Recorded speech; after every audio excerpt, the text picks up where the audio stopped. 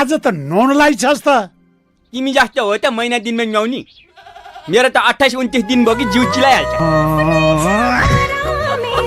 आजकल तिमी जस्तो राम्रो केटी नै पाइँदैन। हाम्रो आमा त स्याम्पल पिसै हो नि। कहाँ भेटेछन् कुनै हाम्रा बाले। त्यसको असर मलाई सोच परिरहेको छ यहाँ। फेरि बिहाको कुरा ननिकाल है आमा। तिमीले बासँग चाँडै बिहा गरेर के पायो भन त? तँलाई पाइन तँलाई। तिमीले हात दिनु सिकायौ। अब म यो ब्यानर कसरी च्यात्ने त्यो सिकाउँछु। Excuse me. नेपालीमा भन, अंग्रेजी बुझ्दिन।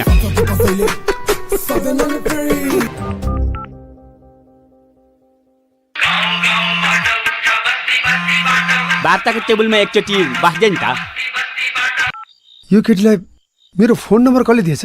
पछाडिको 6वटा त मैले दिया हो, अगाडिको 4 कसले दिएछ? Are you comedy me? ओइ, भोलि तिमीहरूको बिहान के गर्ने प्लान छ भन त? बिहान उठ्ने, मुख धुने, बम पड्काउने। 4 बम।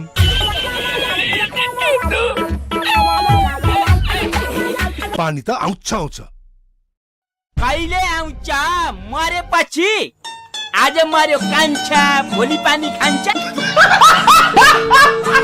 प्लिज मलाई हेल्प गर्नु। बस। Thank you. रेडियो नेपालको बिहानको सम्पूर्ण प्रसारण यही सकिन्छ। जय नेपाल।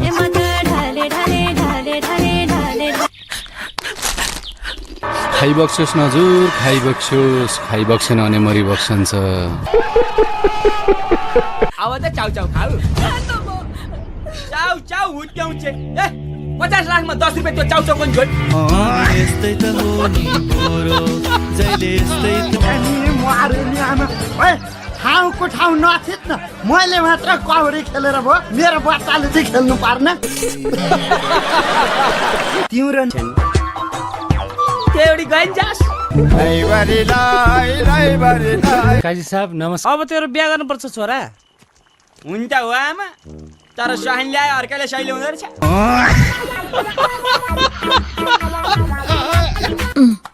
यसपालि पनि एसएलसी फेल। अब यता चाहिँ पास हुन्छ हैन त?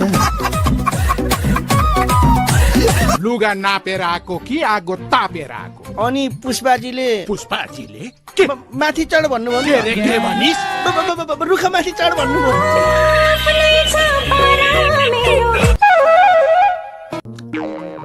आवी वतारे हटे त्यसका बाजे। के गो? रंगा भएर उडाएर ल्याउनलाई। ए, अर्को हिरो खोइ त। हिरो कहाँ एक्लै आउँछ त? हिरोइनसँग आउँदै खाली। खत्तम। अब के गर्छस् त केटो? उसैलाई उडाइदियो मैले। मेरो खराब पानी छ, मेरो खराब। साला मैले धर्रा र घण्टाघरको लभ परे फर्स्ट टाइम देखेला।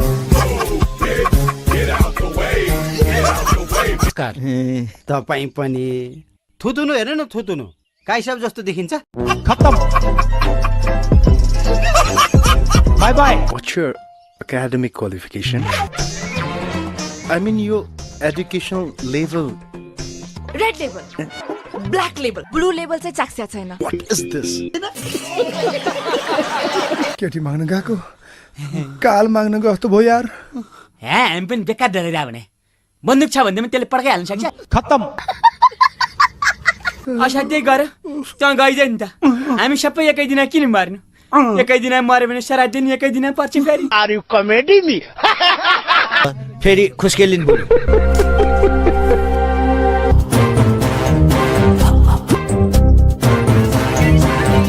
चुम्बकले फलाम तानेपछि के अडिन्थ्यो?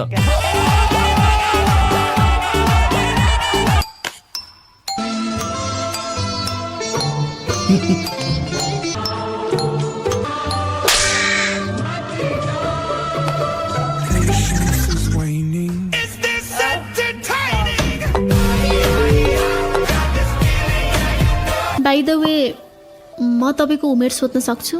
सक्नुहुन्छ, तर म बताउन सक्दिनँ। 18? बाबा कस्तो केस। वास्तवमा आजभन्दा 18 वर्ष अगाडि मलाई 18 वर्षको भन्थे। उतार चढाव छ, हामी जीवित छौँ।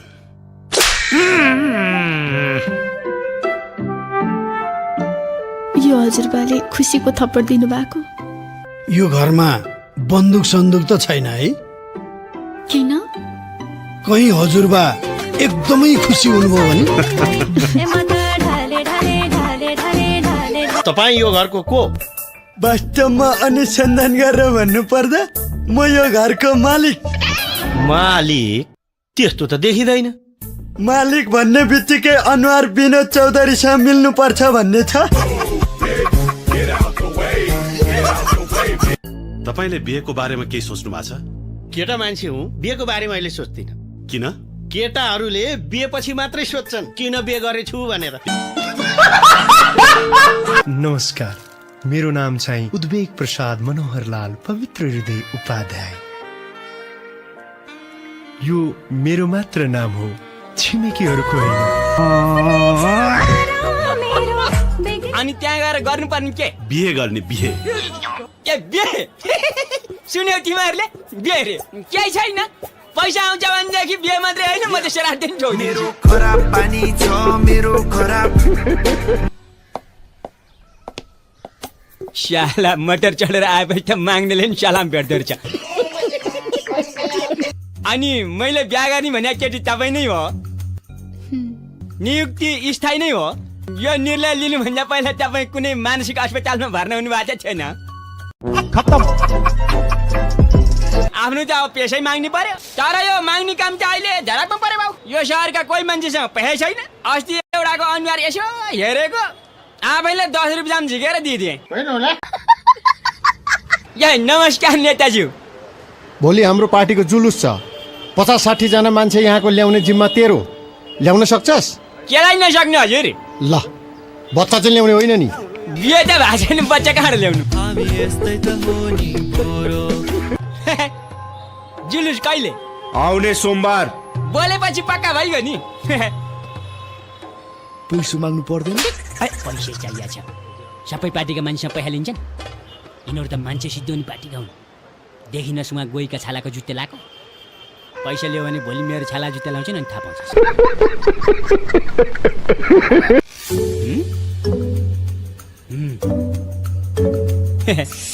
के गर्नुभयो तपाईँले? हजुर ए आफू त माग्ने हजुर, यो स्टाइलले पशुपतिमा माग्न बस्दा नि हुँदैछ भन्दा। खत्तम। By by, Tata, good by. त्यसका बाजे अब चिन्नस् माग्ने काका। यो कोट र टाई भन्ने चिज पनि यस्तै छ, हेर्नुहोस् न। अब यो कोट लगाएको देखेपछि यसले मलाई विनोद चौधरी नै भन्ठाने होला। अहिले एकछिनमा तेरो फ्याक्ट्रीमा जागिरै लगाइदियो भने आपतै पर्छ फेरि। यो अहिलेसम्म नारायणको कार्ड नदेखा खरानी बुढालाई फ्याट्टैसँग बिहेको कार्ड दिएको बौलाएर मर्यो। श्रीमान। हजुर। श्रीमान। के गर्ने? यस्तो मिठोसँग श्रीमान भन्ने शब्द सुन्न पाउने नै यही अदालतमा हो। घरमा त हो श्रीमान, आज भात पकाउने। उहु